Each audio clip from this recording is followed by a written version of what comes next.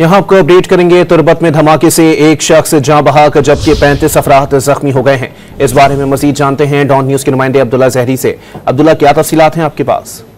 जी बिल्कुल, ये तुर्बत का इलाका है, न्यू बमन, जहां पे कराची से तुर्बत जाने वाली मुसाफिर बस को निशाना बनाया गया। इब्तदाई तौर इतलात के मुताबिक धमाका के मौत बस के करीबी रोड सड़क किनारे नस्ब किया गया था, जिसके नतीजे में धमाका हुआ और एक शख्स जाँ बहक जबकि 35 अफराद जख्मी बताए जा रहे हैं।